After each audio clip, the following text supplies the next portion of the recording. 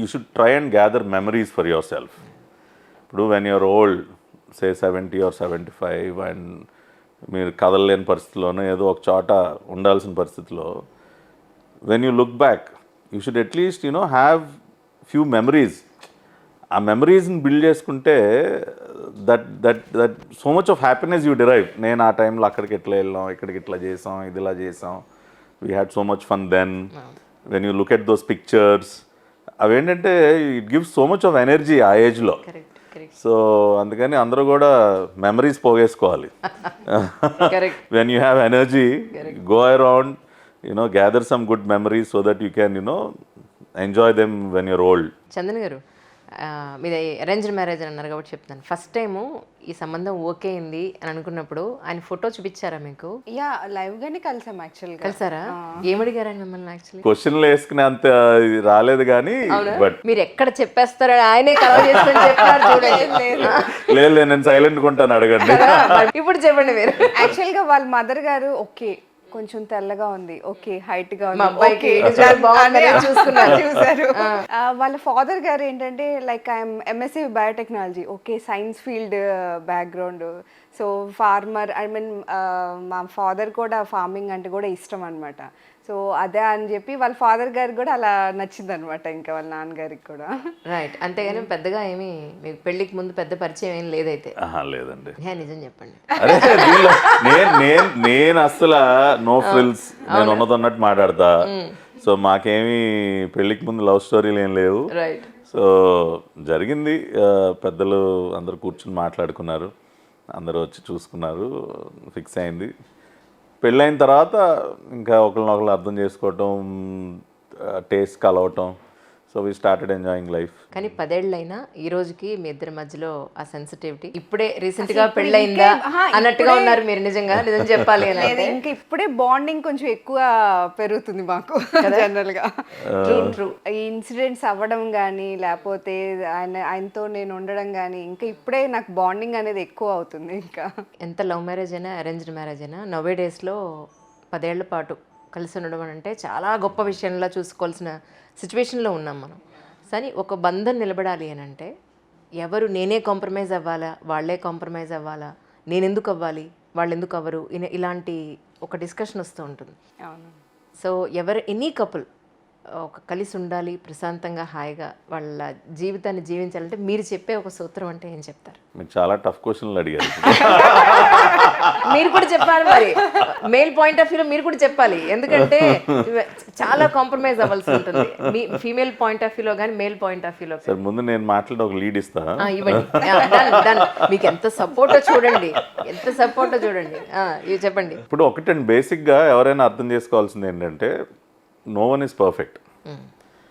మనం అనుకున్నది అనుకున్నట్టు అవతల వాళ్ళు ఉండటం అనేది అసలు అది జరగని పని. అబ్సల్యూట్లీ. అది whether it is your wife or your friend or anyone.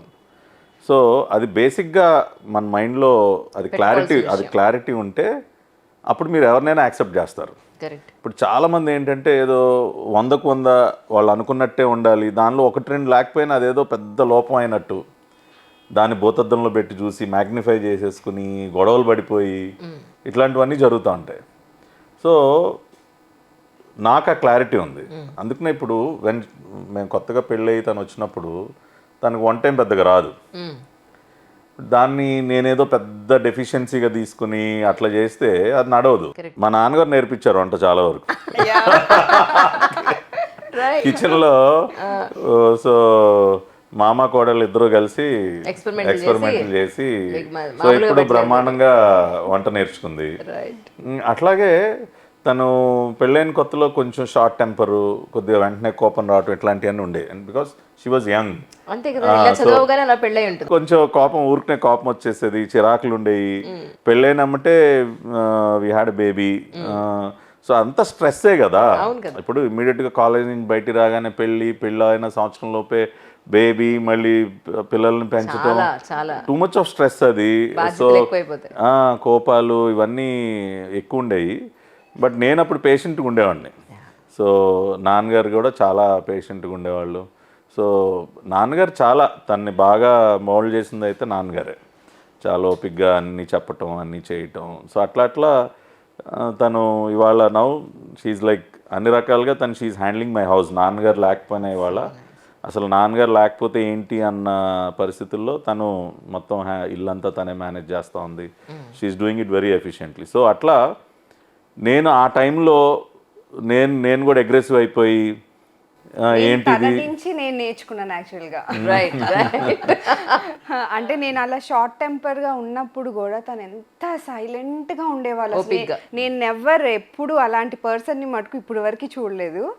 అదొక్కటే నాకు తనలో బాగా నచ్చేది. అసలు నేను ఎంత అన్నా నేను మాట్లాడవా అని అంటే నువ్వు మాట్లాడమ్మా పర్లేదు ఇంతే అనేవాళ్ళు. అసలు ఎప్పుడు అగ్రెసివ్గా మాట్లాడడం కానీ ఇంతవరకు నన్ను తిట్టడం కానీ ఈ 11 yearsలో నేను ఎప్పుడూ చూడలేదు.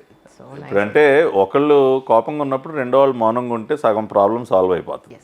సో అందుకని నేను ఎప్పుడు తను కోపంలో ఉన్నప్పుడు నేను మాట్లాడినాను. ఐ లిజన్, తను చెప్పేదంతా వింటా, ఎదురుగుండా కూర్చుని వింటాను. మొత్తం తనలో ఉన్నదంతా బయటకు వచ్చేసి అంత కొంచెం సెటిల్ అయిన తర్వాత అప్పుడు ఏదన్నా 1-2 మాటలు మాట్లాడతా. ఒక పొలిటికల్ స్పీచెస్లో తప్ప మీరు విడిగా మిమ్మల్ని చూస్తే మీ ఫేస్ చిదానంద రూపమే.